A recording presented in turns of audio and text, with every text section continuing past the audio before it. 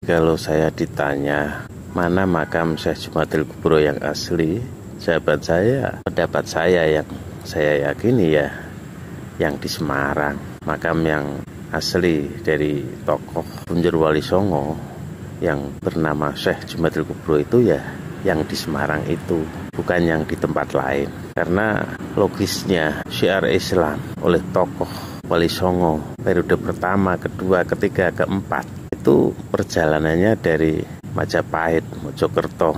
Kemudian ketika Majapahit mulai surut, Demak mulai berkembang dengan Raden Patah sebagai adipati dan kemudian menjadi Sultan Demak yang pertama. Itu diiringi oleh pergerakan makin mendekati Demak.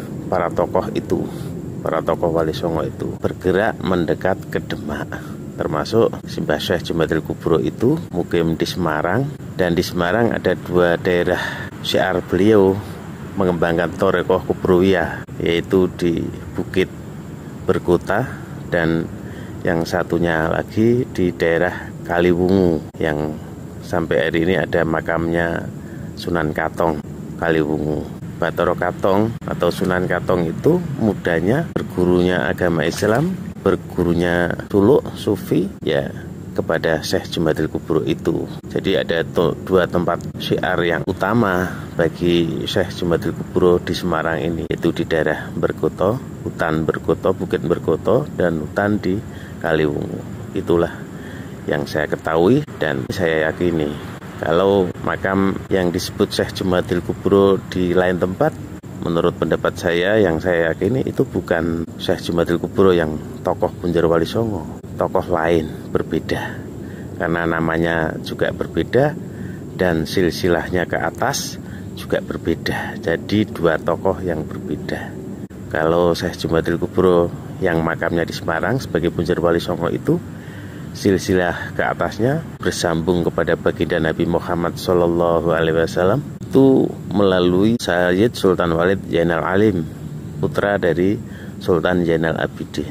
Itu putra nomor 2 dari Sultan Zainal Abidin. Jadi Syekh Jumadil Kubro itu jalur sampai kepada Rasulullah melalui Sayyid Sultan Walid Zainal Alim bin Sultan Zainal Abidin Sayyidina Husain, putra Fatimah Az-Zahra binti Rasulullah Muhammad SAW. Kemudian jalur para habaib Baklawi itu yang saya husnudon sampai hari ini, saya tidak mau ikut-ikutan dengan tesis dan penelitian yang menyatakan bahwa Baklawi, para habaib itu terputus sanadnya sampai kepada baginda Nabi. Itu saya sampai hari ini masih husnudon. Baklawi itu bersambungnya sampai kepada Rasulullah Muhammad SAW melalui Sayyid Muhbakir.